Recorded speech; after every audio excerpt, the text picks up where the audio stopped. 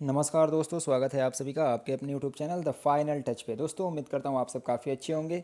आज की इस वीडियो में हम देखेंगे बीआईएस रिक्रूटमेंट 2020 एग्ज़ाम और आईसीएमआर असिस्टेंट एग्ज़ाम के लिए मैथमेटिक्स के क्वेश्चंस। ठीक है दोस्तों, ऐसे क्वेश्चंस आपके एग्ज़ाम में देखने को मिल सकते हैं। तो दोस्तों वीडियो को अंत तक देखें, सारे क्वेश्चन आपके एग्ज़ाम के लिए इंपॉर्टेंट हैं और रेलिवेंट हैं। ठीक है, चलिए आगे बढ़ते हैं।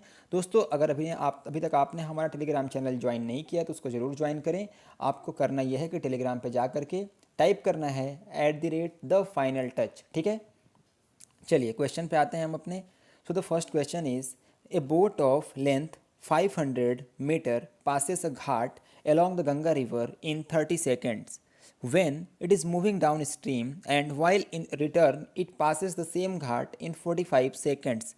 Find the length of the ghat if the speed of the current is 10 metre per second. ठीक है, तो बोलना ये है कि एक बोट है जो कि एक 500 मीटर लंबे घाट को पार करती है 30 सेकंड में। कब? जब वह डाउन स्ट्रीम जाती है। ठीक है, लेकिन जब वो अप स्ट्रीम यानी कि जब वापस आती है तो उस घाट को 45 सेकंड में क्रॉस कर लेती है। और जो नदी की धारा है उसकी गति दी गई है 10 मीटर पर सेकंड। तो पूछा यह है कि जो नाव है, find the length of the ghat, जो घाट है उसका लेंथ बताना है। बेसिकली आपको जो लेंथ दिया है वो बोट का दिया है 500 मीटर, और जब धारा के दिशा में जाती है नाव तो वहाँ पे जो टाइम लगता है उसको 30 सेकेंड, और जब धारा के विपरीत यानी कि अप स्ट्रीम जाती है तो 45 सेकेंड लगता है, और जो स्ट्रीम है उसका स्पीड दिया है 10 मीटर पर सेकेंड। तो आपसे जो घाट है उसका लेंथ पूछ रहा है। दोस्तों यहाँ पे एक छोटा सा कॉन्सेप्ट मैं आपको समझा देना चाहता हूँ कि देखिए, जब भी कोई नाव है अगर वो धारा के दिशा में जाती है, ठीक है, तो मान लो कि नाव की जो स्पीड है वो x किलोमीटर प्रति घंटे है और धारा की जो स्पीड है वह y किलोमीटर प्रति घंटे है। तो अगर धारा के डायरेक्शन में जाएगी तो जो उसको हम क्या बोलते हैं, डाउन स्ट्रीम, और उस केस में जो टोटल स्पीड हो जाता है नाव का वह x प्लस वाई हो जाता है।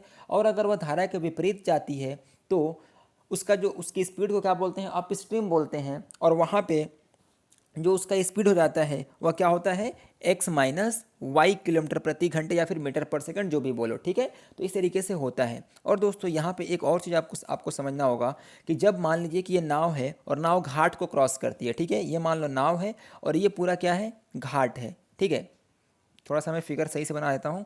ये मान लो कि आपका घाट है और यहाँ पे नाव स्टार्ट करती है, या आपकी नाव है स्टार्ट करती है। ठीक है, तो जब यहाँ से ये नाव यहाँ से चलना शुरू करेगी और यहाँ पे जब ये नाव पूरा क्रॉस कर लेगी, ठीक है, तो इसने पूरा दूरी कितना तय किया, तो ये पूरे घाट का मान लो कि डिस्टेंस d है और नाव की मान लो कि p है। ठीक है, तो ये पूरा जो डिस्टेंस कवर करेगी नाव, ये d डिस्टेंस तो कवर करेगी, साथ में ये अपनी दूरी p भी कवर करेगी। यानी जो पूरा नाव जो डिस्टेंस कवर करेगी वो d प्लस p किलोमीटर या फिर मीटर कवर करेगी। ठीक है, अब अपने क्वेश्चन पे आते हैं। क्वेश्चन में बोला ये है कि जो नाव है उसके जो बोट है उसका लेंथ कितना है, 500 मीटर दिया गया है, और घाट का जो लेंथ है वो पूछ रहा है। दोस्तों आपको पता होगा स्पीड इज इक्वल टू क्या होता है, डिस्टेंस अपॉन टाइम। तो यहाँ से जो डिस्टेंस कवर कर रही है नाव वो क्या है, दोनों जगह सेम है ना, यानी कि जाती है और फिर वापस आती है। तो ये स्पीड बराबर क्या होगा इस स्पीड के। ठीक है, यानी डिस्टेंस का जो पोर्शन है क्या है, बराबर है। अब देखिए, डिस्टेंस इज इक्वल टू क्या होता है, स्पीड इनटू टाइम। तो जो अप स्ट्रीम स्पीड है वो कितनी है, जो अप स्ट्रीम स्पीड सॉरी जो डाउन स्ट्रीम स्पीड है वो क्या हो जाएगी, x प्लस वाई।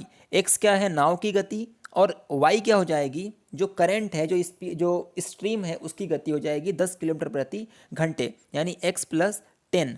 और टाइम कितना लगता है, 30 सेकेंड। 30 इज इक्वल टू, देखो इससे आया है s is equal to distance upon time. x plus 10 क्या है, स्पीड है, और t क्या है, टाइम है, 30 सेकेंड। वैसे ही सिमिलरली हम निकालेंगे तो अप स्ट्रीम में क्या हो जाएगा, स्पीड नाव की है x, और इस जो स्ट्रीम है उसकी स्पीड कितनी है, 10, यानी कि x माइनस 10 हो जाएगा। x माइनस 10 इंटू जो टाइम लगता है कितना लगता है, 45 सेकेंड। ठीक है, इसको सॉल्व करेंगे तो 15 दूनी 30, 15 तिया 45। इसको जब सॉल्व करेंगे तो x की वैल्यू आएगी, वो क्या आएगी, देखो 2x और ये 3x, 3x माइनस 2x क्या हो जाएगा, x हो जाएगा। और ये 10 इंटू 2 20, और 3 इंटू 10 कितना हो जाएगा, 30। 30 प्लस 20 कितना हो जाएगा, 50। यानी कि जो नाव है उसकी स्पीड कितनी आ गई, 50 मीटर पर सेकेंड। ओके, जब नाव की स्पीड आ गई 50 मीटर पर सेकेंड, यानी x is equal to 50 meter per second. ठीक है दोस्तों, अब देखो आपको पता है स्पीड इज इक्वल टू होता है डिस्टेंस अपॉन टाइम। ओके, हम मानते हैं कि जब डाउन स्ट्रीम जाती है, जो नाव जो है डाउन स्ट्रीम जाती है, तो उसका स्पीड कितना हो जाएगा, 50 नाव की स्पीड है और 10 जो है किसका है, स्ट्रीम का स्पीड है। तो 50 प्लस 10 हो जाएगा, 60 हो जाएगा, यानी कि 60 meter per second is equal to 60 meter per second is equal to जो डिस्टेंस है किसका, बोट का, वह कितना है, 500 मीटर है। और हम ये मान लेते हैं कि जो घाट है उसका डिस्टेंस कितना है, डी है। ठीक है, घाट की जो लंबाई है वो डी मीटर पर सेकेंड है। तो कुल जो दूरी तय करेगी नाव, वह अपनी लंबाई 500 मीटर प्लस घाट की लंबाई डी मीटर तय करेगी। ठीक है, तो 500 प्लस डी डिवाइडेड बाई कितना टाइम लग रहा है डाउन स्ट्रीम में, 30 सेकेंड, यानी इंटू 30 हो गया। ठीक है, अब इसको हम इधर मल्टीप्लाई करेंगे तो 60 इंटू 30 कितना हो जाएगा, 1800, यानी 1800 is equal to 500 plus D. इसको आप सॉल्व करोगे तो जो डी की वैल्यू आएगी, 1800 में 500 माइनस करेंगे कितना आ जाएगा, 1300 मीटर। ओके दोस्तों, उम्मीद करता हूँ ये क्वेश्चन आपको समझ में आया होगा। 1300 मीटर से करेक्ट आंसर हो जाएगा, जो कि ऑप्शन नंबर 1 में दिया गया है। ठीक है, चलिए बढ़ते हैं नेक्स्ट क्वेश्चन की ओर। दोस्तों क्वेश्चन काफ़ी बढ़िया था, ऐसे क्वेश्चन आपके एग्जाम में देखने को मिल सकते हैं। दूसरे क्वेश्चन की ओर चलते हैं। दोस्तों इस क्वेश्चन में बोला है कि the rate of a movie ticket was ₹150। This was reduced by 20% due to which discount in price due to the discount in the price the revenue increase by 20%। What was the percentage increase in the number of viewers. ठीक है, मतलब ये बोला है दोस्तों कि movie ticket का जो रेट था वह कितना था, 150 था। क्या होता है कि इसका रेट घट जाता है। तो देखो देखो दोस्तों, यहाँ पे ये लाइन अगर हम छोड़ भी देना तो कोई दिक्कत नहीं होगी हमको क्वेश्चन सॉल्व करने में। मैं दिखाता हूँ कैसे। देखो बोला है कि दिस वॉज रिड्यूस्ड बाई 20%, यानी कि पहले एक रेट था, रेट क्या होता है, 20% से घट जाता है। ठीक है, रेट जो होता है वह 20% से घट जाता है। दोस्तों एक चीज़ बताओ कि मान लो कि एक कोई गार्डन है, ठीक है, वहाँ पे एक टिकट का रेट ₹X है और डेली Y लोग आते हैं। ठीक है, तो टोटल रेवेन्यू जो आएगा वो कितना आ जाएगा, टोटल रेवेन्यू जो आएगा यानी टोटल जो पैसे की जो आमद होगी वह कितनी हो जाएगी, X इंटू वाई। वाई लोग आ रहे हैं, X मान लो कि एक टिकट का रेट जो है ₹10 है। ठीक है, और डेली 20 लोग आते हैं, तो टोटल जो रेवेन्यू होगा कितना हो जाएगा, 10 इंटू 20 बराबर आर बराबर क्या हो जाएगा, 200। ठीक है, तो ये एक बेसिक कॉन्सेप्ट था, मैं आपको समझाने के लिए बताया मैंने इसको। ठीक है, अब देखो, अब यहाँ पे क्या बोला है कि जो प्राइस है वो 20% से रिड्यूस यानी घट जाता है। ठीक है, 20% की फ्रैक्शन वैल्यू क्या होती है, 1/5, और क्या होता है, घटता है। मतलब क्या कि 5 यूनिट पहले था, उसका प्राइस 5 यूनिट पहले था, अब घट करके कितना हो गया, 4 यूनिट हो जाता है। ठीक है, due to the discount in the price the revenue increased by 20%। अब जब डिस्काउंट होगा, भाई आप जब मॉल में जाते हो, डिस्काउंट जिस दिन रहता है उस दिन देखते हो भीड़ काफ़ी ज़्यादा बढ़ जाती है, क्योंकि लोगों को चाहिए सस्ता। ठीक है, तो उस दिन लोग क्या होते हैं, बढ़ जाते हैं। जब ये डिस्काउंट यहाँ दिया गया यानी 20% प्राइस रिड्यूस हुआ, तो नंबर ऑफ व्यूअर्स हो गए ना, वह बढ़ गए। उससे क्या होता है, जब नंबर ऑफ व्यूवर्स बढ़ रहे हैं तो रेवेन्यू जो होगी वो भी क्या होती है, 20% से बढ़ जाती है। और 20% की फ्रैक्शन वैल्यू आपको पता है कि क्या होती है, 1/5, और ये क्या हो रही है, इंक्रीज हो रही है, यानी प्लस, यानी कि पहले रेवेन्यू 5 थी तो अब कितनी हो गई, 6 हो गई। ठीक है, अब दोस्तों मैं मान लेता हूँ कि पहले X लोग आते थे, अब कितने आते हैं, Y आते हैं। ठीक है, पहले X लोग आते थे, अब क्या होते हैं, Y लोग आते हैं। ओके, अब देखो यहाँ पे अगर हम करें कि देखो 5 into X, 5 into X is equal to क्या है, 5 है। सिमिलरली यहाँ पे हम करेंगे अगर, तो 4 into Y is equal to क्या हो जाएगा, 6 हो जाएगा। ठीक है, 5 into X is equal to 5 divided by 4 into Y is equal to 6। ठीक है, ये क्या आया हमारा, ये जो हमारा रेशियो आ गया पहले वाले रेवेन्यू में और दूसरे वाले रेवेन्यू के बीच का रेशियो आया। ठीक है, अब यहाँ से 5 से 5 कैंसिल आउट हो जाएगा, तो x डिवाइडेड बाई वाई की वैल्यू क्या आ जाएगी, 2 दूनी 4, 2 तिहाई 6, यानी कि ये हो जाएगा आपका 2/3। ठीक है, 2/3 जो है रेवेन्यू का रेशियो, ये जो व्यूवर्स हैं यानी कि जो देखने वाले लोग हैं उनका जो रेशियो आ गया 2/3। मतलब ये कि पहले 2 यूनिट लोग आते थे, अब 3 यूनिट लोग आ रहे हैं। तो कितना परसेंटेज इंक्रीज हुआ, 2 से 3 हुआ, यानी डिफरेंस कितने का आया, 2 और 3 के बीच का 1 यूनिट, 1। और ये चेंज किस पे आया है, तो 2 यूनिट पे आया है, तो 1/2 इंटू 100 मतलब हो जाएगा 50%। ठीक है दोस्तों, तो आपका ऑप्शन नंबर 1 जो होगा करेक्ट आंसर हो जाएगा। दोस्तों उम्मीद करता हूँ क्वेश्चन समझ में आया होगा। इसमें सिंपली क्या किया हमने कि जो प्राइस डिक्रीज हुआ है 5 से 4 लिख दिया, उसके बाद नंबर ऑफ व्यूवर्स पहले एक्स थे बाद में वाई हो गए, और उसके बाद जो रेवेन्यू है वो 5 से कितना हो जाता है 6 हो जाता है। ठीक है, और सिंपली हमने इन सब का रेशियो ले लिया, यानी रेवेन्यू ये R1 है और ये R2 है, इसका हमने क्या लिया है रेशियो ले लिया है। ठीक है, चलिए आगे बढ़ते हैं नेक्स्ट क्वेश्चन की तरफ। थर्ड क्वेश्चन है कि the average of 16 number is 48, the average of the first 7 number is 45 and the average of the sixth number is next 6 number is 52. If the 14 number is 11 less than the 15 number and is 5 more than the 16th number, then the average of the 15th and 16th number is। ठीक है, तो देखो दिया है ये कि 16 number है और उसका एवरेज जो है 48 है। ओके, और बोला है कि पहले 7 नंबर जो हैं उनका एवरेज कितना होता है 45 है, और जो अगले 6 नंबर हैं उनका एवरेज 52 दिया गया है। 14वां जो नंबर है उसका वो जो है वह 15वें नंबर से 11 कम है, और जो 16th नंबर है वह 15th नंबर जो है उससे 5 ज़्यादा है। ओके, तो यहाँ पे हमने देखा कि टोटल जो एवरेज है कितना है 48 है 16 नंबर का। उसके बाद क्या बोला है कि the average of the first 7 number is 45, यानी पहले के जो 7 नंबर है उसका एवरेज कितना है 45 है। मतलब ये 45 है तो ये 48 से कितना कम है 3 कम है, यानी -3 की डेफिशिएंसी आई। ठीक है, -3, और ये टोटल नंबर कितने हैं 7, यानी कि कुल मिला करके -21 की डेफिशिएंसी आ गई इन 7 नंबर की वजह से। ठीक है, -7 यानी 7 जो नंबर हैं सब में 3 की कमी आ गई, तो -21 का डेविएशन आ गया। ठीक है, -21 का डेविएशन आ गया इन 7 नंबर्स की वजह से। उसके बाद जो अगले 6 नंबर हैं उसका एवरेज 52 दिया गया है, और इसका जो ये जो है कितना ज़्यादा हो रहे हैं 48 से +4। ठीक है, 48 है और 52 इनका एवरेज है, मतलब +4 क्या हो रहे हैं सरप्लस हो रहे हैं, ज़्यादा हो रहे हैं। ठीक है, तो यहाँ पे क्या हो जाएगा 4, और टोटल कितने नंबर हैं तो 6 नंबर हैं। ठीक है, यानी कुल मिला के ये डेविएशन कितने का कर रहे हैं तो 6 × 4 24 का। ठीक है, और अल्टीमेटली यहाँ -21 का डेविएशन है और यहाँ 24 का डेविएशन है, तो कुल मिलाकर के डेविएशन कितने का आया, कुल मिलाकर जो डेविएशन आया वह आया 3 यूनिट का पॉजिटिव में, यानी प्लस में। ठीक है, यानी +3 एक्स्ट्रा हो रहा है। ठीक है, चलिए आपको इतना याद रखना है कि +3 का जो है डेविएशन आ रहा है। अब क्या बोला है कि जो 14th नंबर है, यहाँ मैंने 14th लिख दिया, यहाँ 15th और यहाँ पे 16th नंबर लिख दिया।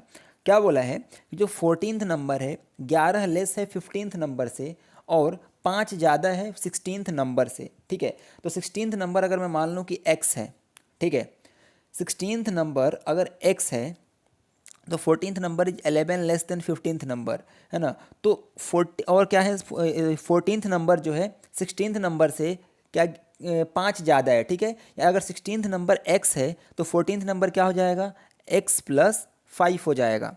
ठीक है, और जब ये 14th नंबर x + 5 हो गया तो 15th नंबर कितना होगा, ये 11 क्या है जो 14th नंबर है वह 15th नंबर से 11 कम है, मतलब कि 15th नंबर जो होगा वह 14th से 11 ज़्यादा होगा, यानी x + 5 + 11 कर देंगे। ठीक है, तो ये कितना बन जाएगा, ये बन जाएगा आपका x + 16। ठीक है, अब दोस्तों देखो यहाँ पे हम क्या करेंगे कि हमें निकालना क्या है बेसिकली 15th और 16th नंबर का एवरेज निकालना है। मतलब ये x + 16 + x कितना हो जाएगा 2x + 16 / 2। ठीक है, अल्टीमेटली ये कितना बनेगा, ये बन जाएगा x + 8। हमें यही निकालना है। ठीक है, इसी को हमें निकालना है, इसके लिए हमें x की वैल्यू चाहिए। ठीक है दोस्तों, तो अब ये जो तीनों नंबर होंगे ना, ये तीनों मिल करके ये +3 की जो 3 का जो सरप्लस आ रहा है उसको क्या कर लेंगे माइनस कर देंगे। ठीक है, बताता हूँ कैसे करते हैं इसको। सबसे पहले हम क्या करेंगे कि इन तीनों का एवरेज निकालेंगे, x + 5 + x + 16 + x कितना हो जाएगा 3x + 21 / 3। ठीक है, ये एवरेज हो गया, इज इक्वल टू कितना होगा, इज इक्वल टू 48। ठीक है, इज इक्वल टू 48।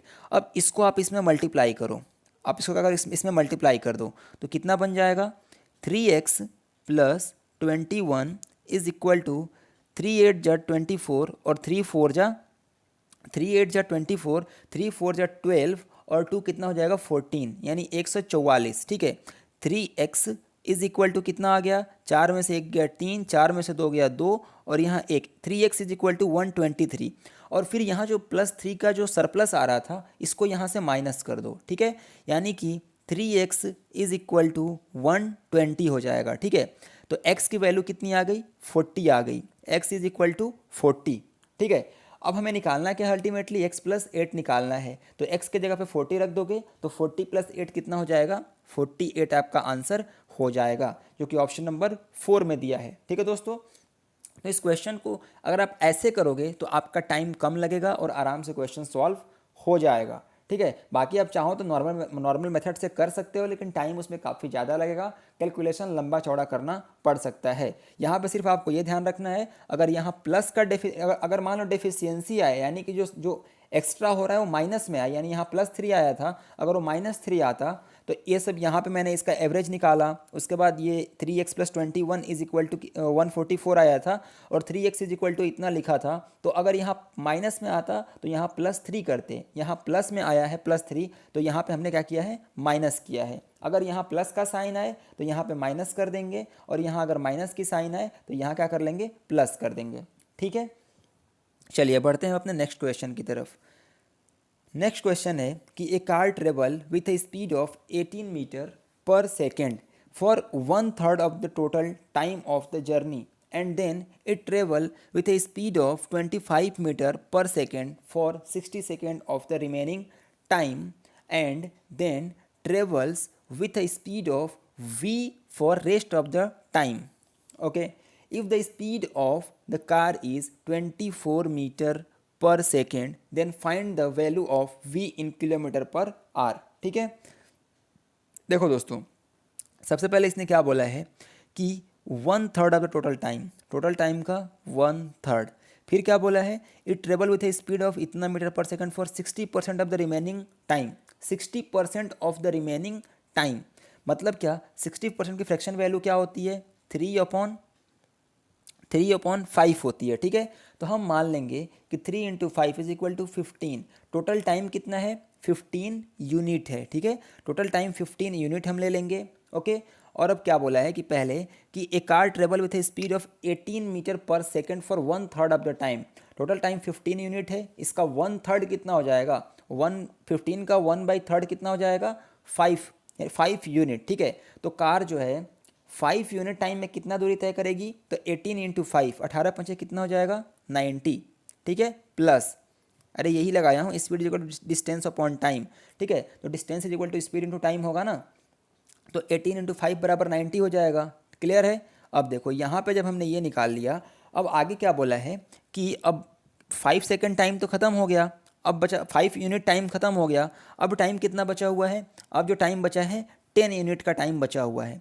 फिर इस 10 यूनिट में ये 60% ऑफ द रिमेनिंग टाइम, ठीक है, ये 60% ऑफ द रिमेनिंग टाइम जो चलती है वह 25 मीटर पर सेकंड के स्पीड से चलती है। ठीक है, तो 25 मीटर अगर 1 सेकंड में चलेगी तो 6 सेकंड, 10 का 60% कितना हो जाएगा, 6 सेकंड हो जाएगा।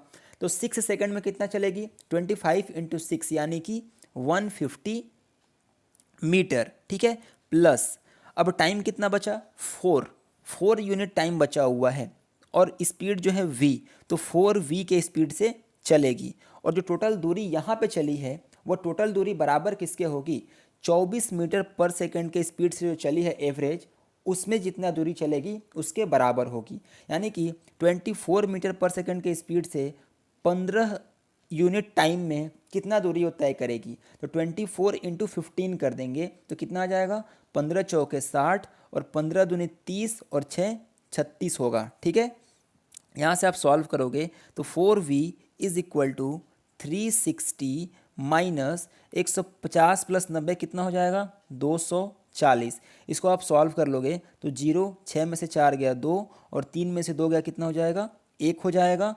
4v इज इक्वल टू 120, तो v is equal to 30 meter per second, 30 meter per second. लेकिन हमें क्या करना है, हमें इसे किलोमीटर पर आवर में कन्वर्ट करना है, तो इसे हम 18/5 से क्या कर देंगे, गुणा कर देंगे। तो ये कितना हो जाएगा, 5 × 6 = 30, यानी 18 × 6 किलोमीटर पर आवर। इसको सॉल्व करोगे तो 18 छके 108 किलोमीटर पर आवर आपका करेक्ट आंसर हो जाएगा, जो कि ऑप्शन नंबर 4 में दिया गया है। ठीक है दोस्तों, तो उम्मीद करता हूँ ये क्वेश्चन समझ में आया होगा। चलिए बढ़ते हैं अपने नेक्स्ट क्वेश्चन की ओर। So fifth question is the length of 3 pencil A B C is in the ratio 2 3 4 if the length of B and C are increased by 4 unit and 8 unit respectively, the length of A and C will be in the ratio 2:5. Find the original length of pencil B. देखो 3 pencil है A B C, इनके length का ratio है 2:3:4। क्या बोला है कि B के लेंथ को बढ़ाया जाता है कितने से, 4 यूनिट से। ठीक है, क्या if the length of B and C are increase by 4, इसको 4 यूनिट से बढ़ाया गया और सी को बढ़ाया गया कितने से, 8 यूनिट से बढ़ाया गया। ठीक है, तो जो रेशियो होता है ए और सी के बीच का वह कितना हो जाता है, 2:5 का हो जाता है। ठीक है, देखो ए को नहीं छुआ गया यहाँ पे, तो ए वैसे ही है। ठीक है, यहाँ भी 2 है, यहाँ भी 2 है, कोई दिक्कत नहीं है। मतलब ये कि जो चेंज यहाँ पे सी में आया है 4 से 5 हुआ है, कितने यूनिट का, 1 यूनिट का, वह बराबर है किसके, 8 यूनिट के। यानी 1 यूनिट का चेंज जो है वह बराबर है 8 यूनिट के। तो यहाँ क्या बोला है कि find the original length of pencil B, pencil B का ओरिजिनल लेंथ पूछा गया है। तो अगर 1 यूनिट की वैल्यू, 1 यूनिट की वैल्यू क्या है, 8, 1 यूनिट की वैल्यू कितनी है, 8 यूनिट के बराबर है। यहाँ पे 1 का जो डिफरेंस आया है उसकी वैल्यू 8 के बराबर है, तो 3 यूनिट की वैल्यू किसके बराबर हो जाएगी, 3 × 8 के। यानी कि ओरिजिनल लेंथ था जो पेंसिल बी का वह 24 यूनिट था। यानी कि ऑप्शन नंबर बी जो है, यानी ऑप्शन नंबर 2 जो है आपका करेक्ट आंसर हो जाएगा। दोस्तों समझ में आया होगा आपको। देखिए यहाँ पे क्या है कि ए का लेंथ पहले भी 2 था, बाद में भी 2 था। मतलब ये जो रेशियो है वो ए का नहीं बदला है। मतलब ये कि जो यहाँ 4 और 5 हुआ है, सी का जो लेंथ जो है वो 4 यूनिट से 5 यूनिट हुआ है, उसमें जो चेंज होगा वह जो एक्चुअल चेंज है उसके बराबर ही होगा। यानी कि एक जो है बराबर होगा 8 यूनिट के, तो यहाँ से एक की वैल्यू आ गई 8। तो बी का पूछा है, तो बी की जो ओरिजिनल लेंथ होगी क्या है, 3 यूनिट है। यानी कि 3 × 8 कर देंगे, कितना हो जाएगा, 3 × 8 = 24 हो जाएगा। अगर पूछता कि बी का जो बढ़ा हुआ लेंथ है, यानी कि बढ़ने के बाद जो लेंथ है वो कितना हो गया, तो 24 + 4 28 हो जाता है। ठीक है दोस्तों, लेकिन जो करेक्ट आंसर है वो क्या होगा, ऑप्शन नंबर 2 जो कि 24 सेंटीमीटर दिया गया है। दोस्तों क्वेश्चन काफ़ी अच्छे लेवल के थे और ऐसे ही क्वेश्चन आपके एग्जाम में देखने को मिलेंगे। बिल्कुल आसान क्वेश्चन देखने को नहीं मिलने वाले हैं। ठीक है, क्योंकि देखिए दोस्तों, आसान क्वेश्चन तो सब लोग कर लेते हैं, आपको अगर लीड लेना है तो थोड़े अच्छे क्वेश्चन की प्रैक्टिस करनी पड़ेगी। तो उम्मीद करता हूँ दोस्तों आपको वीडियो पसंद आया हो। अगर वीडियो पसंद आया है तो वीडियो को लाइक ज़रूर करें और आपके अगर कोई सजेशन हो तो कमेंट बॉक्स में भी हमें ज़रूर बताएं। तो मिलेंगे अगले वीडियो में, तब तक पढ़ते रहें, आगे बढ़ते रहें। जय हिंद।